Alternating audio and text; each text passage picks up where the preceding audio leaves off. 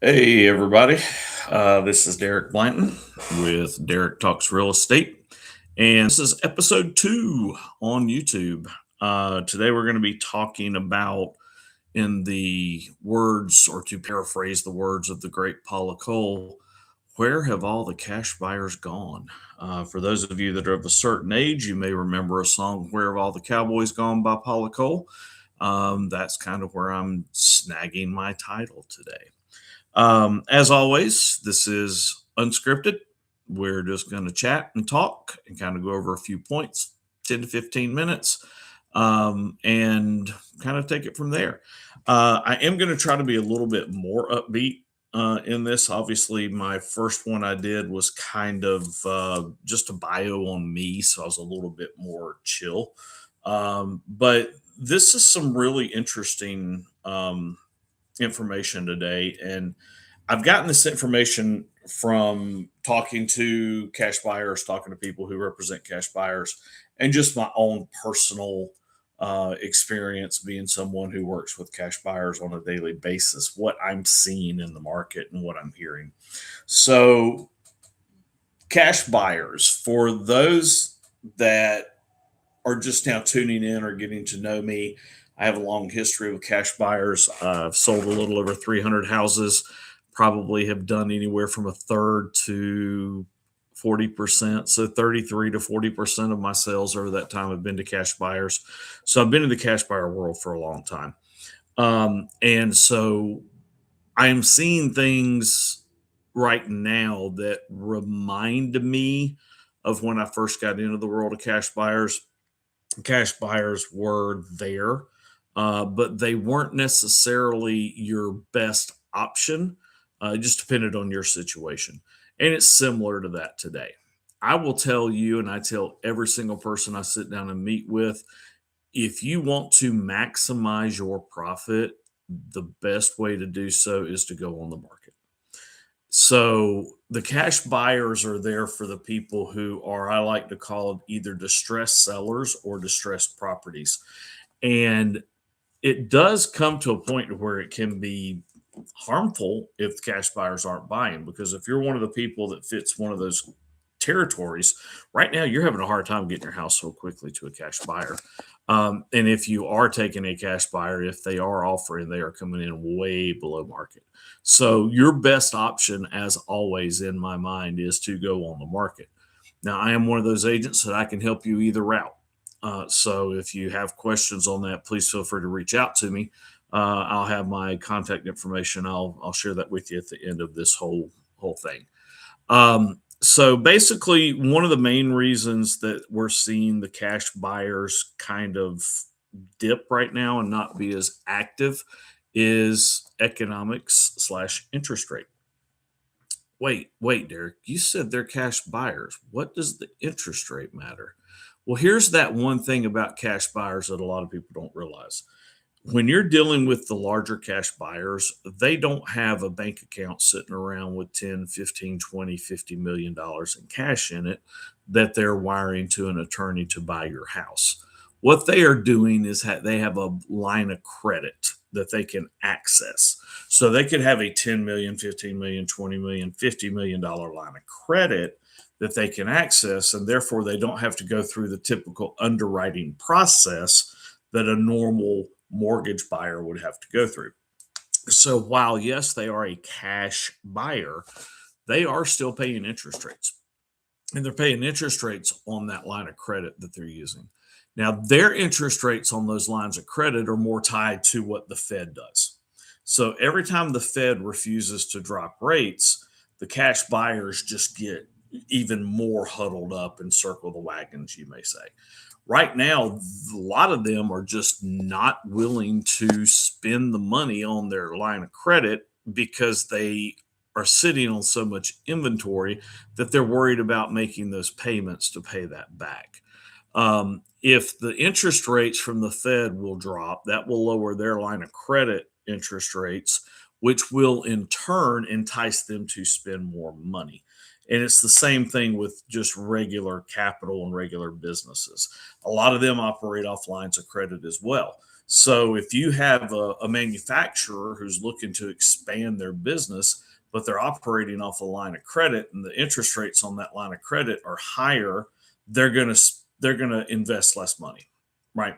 But the minute those interest rates come down, they're going to invest more because hey, they're getting that money for cheaper that right now they're paying nothing for because it's still sitting in that line of credit. So that's one of the main things that we're seeing with some of the big institutional guys is they're worried about, quite honestly, uh, their cost of credit. And like I said, how much is it going to cost them to pull off that credit line to buy your house cash with no underwriting? And how long is it going to take them to flip that house and be able to turn around and get it sold? So your big guys, your open doors, your offer pads, your homewards, your trade in holdings, all these different companies that their goal is to own the home short term, buy it from you for a cheaper price, turn around and put it on the market at a higher price and sell it, and make their money. They're worried about number one, what is their cost of that money? And number two, how long is it going to be in a holding pattern for them? Okay. So that's kind of one of the things that we talk about when we say economics is kind of holding those guys up. Now, some of those groups, and well, we'll get more into those on a later topic or a later video. I don't want to get into the intricacies right now. I just want to talk about where the cash buyers have gone. So maybe sometime in the next week or two, we'll sit down and we'll talk about how the cash buyer processes work, what their different platforms are, and how those operate. So the second thing that is causing a lot of issues right now with our cash buyers is the global conflict. I'm sure, unless you've been under a rock, you've heard we've kind of in the middle of a global conflict right now in the Middle East.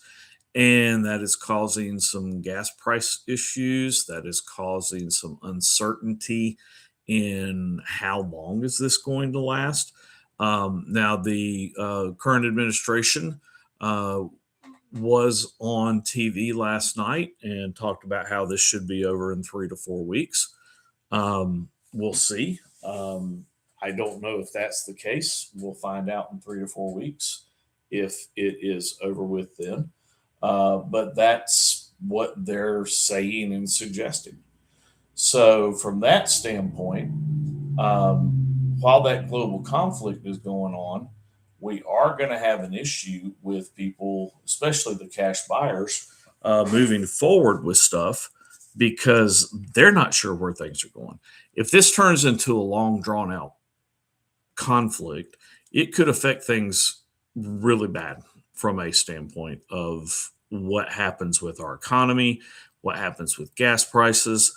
If gas prices continue to rise, then that's going to cause issues overall. It's going to hurt people with being able to have discretionary income that they're going to spend on things. It's then going to turn around and hurt businesses who are then going to start laying people off.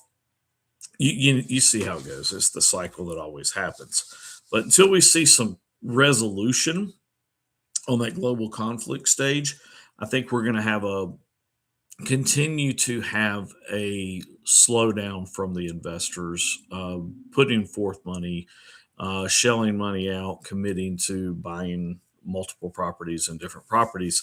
And that in turn is what's hurting a little bit with our cash buyers. Now, the third thing that is the biggest issue of all with the cash buyers is the proposed legislation that has been put forward limiting the number of properties that a institutional cash buyer can have. There is a lot of uncertainty on where this is going. There have been two different versions that have been passed, one in the House, one in the Senate. They are completely different. One is a little bit more stringent, a little bit more restrictive. The other one is a little bit more, hey, we're saying we're going to put these proposals out there, but here's 1, 2, 3, 4, 5 loopholes that you can use to bypass this. So I am not going to try to get political on this. I have my thoughts on this proposed legislation, but I'm going to keep those to myself because this is not about what Derek thinks of the legislation. It's about how the cash buyers are reacting to that legislation. So here's how they're reacting. they're not buying until they know what the final regulation slash bill slash lead product is that they're going to have to play in, what parameters they're going to have to play in. They're just not going to buy. And here's why.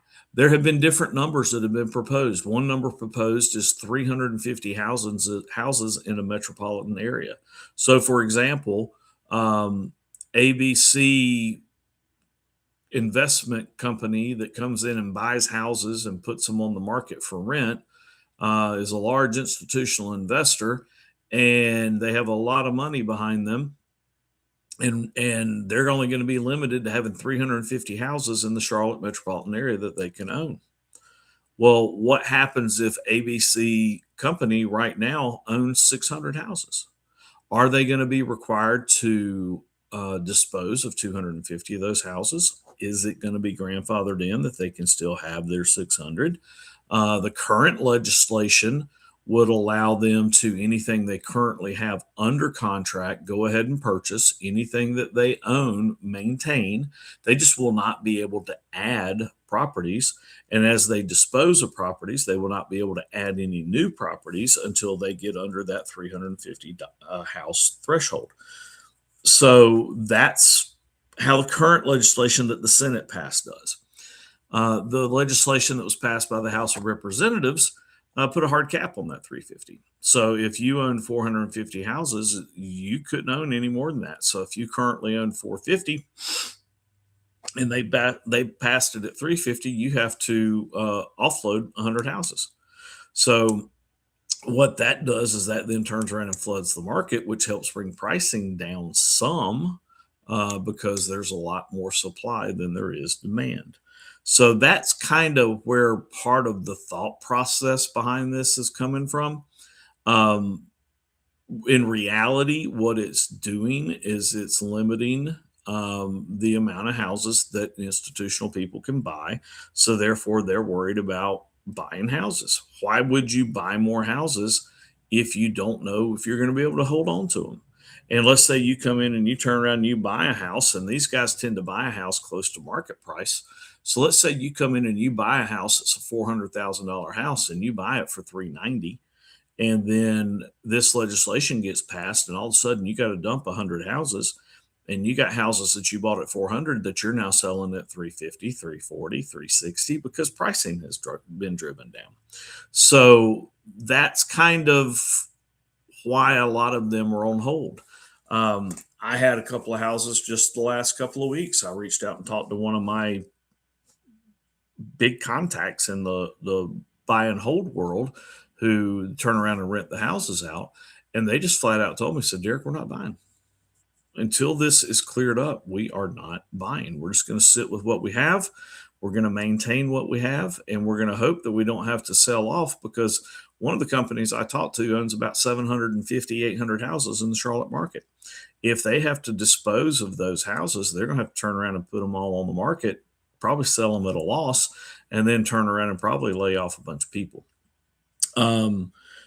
It's good for the individual buyer and that there will be less competition for them when it comes to buying a house, but it's bad for the seller, because if the seller is in a situation where they need to sell quick, that's pretty much going away.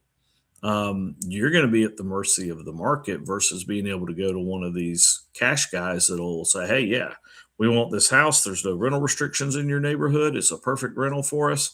You want 350, we're giving you 340, close in 21 days. Right? So that's what it's taking away. So we are in a situation to where we just are not getting those cash buyers, and those are the reasons why. We're talking about, again, economics. We're talking about the global conflict. We're talking about the proposed legislation. One of the other things that is hurting some of the cash buyers are the HOAs that are continually passing the HOA bylaws that individual or corporations or LLCs cannot own property, have to hold on to it for a year before they can rent it. putting in rental caps. There's all kinds of creative ways that the HOAs have come about and done that. I've got one seller right now that is kind of regretting that he helped push that through for his community, because he's got a property that some local investors who are still buying, because they're not worried about that 350 house cap because they own 10 houses and they've got enough rental revenue from their 10 houses that they're looking to add another one to their portfolio. They want to buy, but they can't buy the house, that his property, because he's in a neighborhood that has rental caps. So, there are certain things that have been going on for a while that the investors and the cash buyers have had to work with and work around. But again, that's just how the process has worked and always has. So anyway, we've gone about 16 minutes already. Hard to believe I've been talking that long. But that's kind of our main 3 points as to what we're seeing with the cash buyers and where have all the cash buyers gone. It's again dealing with economics, interest rates, floor plans, how much they're having to pay interest on their lines of credit, their ability to rent the properties because they've put in such outrageous rental requirements that people just can't afford to rent them. You're talking about the global conflict. What are we doing? What is Iran going? How long is that going to last? What's it going to do to gas prices? What's it going to do to the overall economy? And then, of course, the proposed legislation. So there you go. Feel free to reach out to me if you have any questions on these. I'd love to have a conversation with you, either via email, text, whatever it may be. You can reach me via email at Derek, DEREK, Talks Real Estate at gmail.com. Or if you want to reach out to me via text, give me a call, have conversations. You can call me at 704 610 1154. If you get my voicemail, leave a voice message. Ignore the fact that it says I'm on jury duty. Again, I am technologically stupid, and my voicemail greeting is stuck saying I'm on jury duty. That's been months ago. So leave me a message, and I'll give you a call back, or text me and I'll respond, or send me an email and we'll chat via email. Again, you can find me here on YouTube at Derek Talks Real Estate. You can find me on my Substack at Derek Blanton, which again is labeled Derek Talks Real Estate. You can find me on Twitter at JDB is me. You can find me on Facebook at Derek Blanton. Feel free to reach out. I'm an open book. I love having conversations about real estate. I love helping people figure out how their best and next steps are. Basically, I go by the motto of no pressure, just clarity. So let me know how I can help. Again, thank you very much for tuning in, and hope to see you next time. Be on the lookout on Tuesdays and Thursdays for the Derek Talks Real Estate YouTube streams. Have a great one.